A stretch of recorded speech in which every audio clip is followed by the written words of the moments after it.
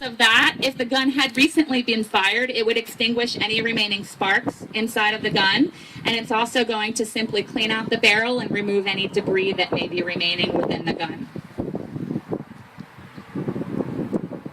The next step is that Alex is taking over a black powder charge. It's been wrapped in aluminum foil. We use 1.5 ounces of black powder for our breeches buoy demonstrations. In the United States Life Saving Service, they used 4 ounces of black powder when they performed this rescue. So he's inserting that into the barrel of the gun, and then he's going to use that wooden rammer to basically push the charge back to the top of the gun,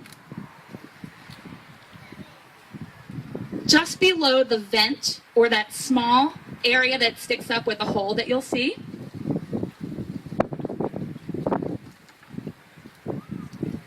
The next step is to insert the projectile into the gun. The projectile that you see Megan holding is a 17-pound steel projectile. You'll notice it has an eye bolt at one end, and the rope will be tied through that eye bolt. The wooden box with the rope strung around it that the gentlemen are moving right now is called a faking box. The faking box had pegs in order for a rope to be wound around it, and this would be used, this is the rope that will be attached to the projectile. The purpose of the faking box is to prevent that rope from being tangled or caught up as the projectile is being shot out, so that it will uncoil neatly. So what they're doing is on the bottom of the box are the pegs that the rope has been wound around, and at this point they're simply pressing it off and removing those pegs so there will be no obstruction to the rope being able to uncoil.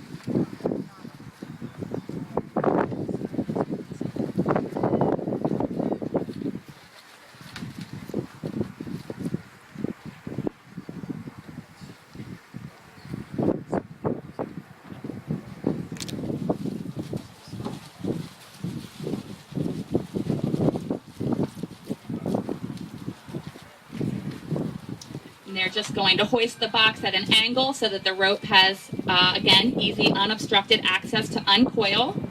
Alex is dipping the end of the rope into a bucket of water and wetting it so that any spark from the explosion of the gun will not catch that rope on fire.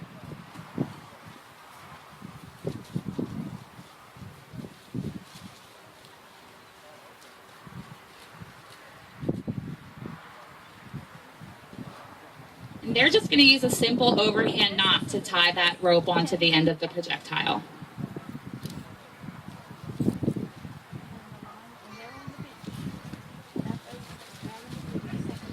It's worth mentioning that in the U.S. Life Saving Service, the men performed this drill in the courtyard as a means of practice once a week.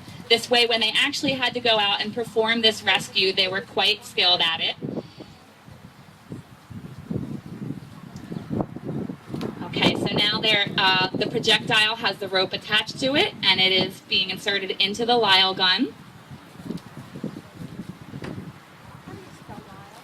It is L-Y-L-E, and it is named after Mr. David Lyle, who invented this particular gun.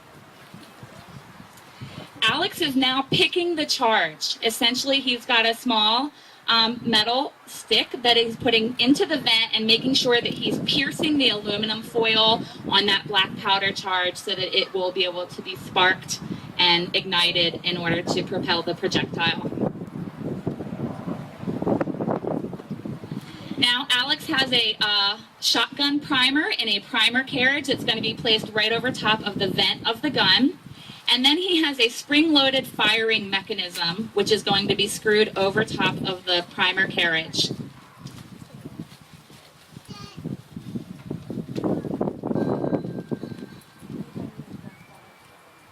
The final step before firing the cannon is to take a rope lanyard. He's going to attach one end to a tab, which when pulled will release the spring-loaded firing mechanism, striking the shotgun primer, igniting a spark, which will shoot the projectile.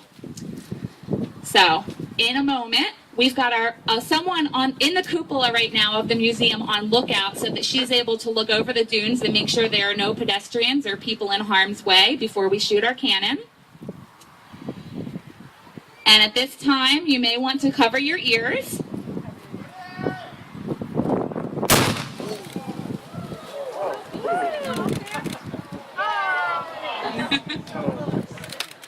like pumpkin chunking.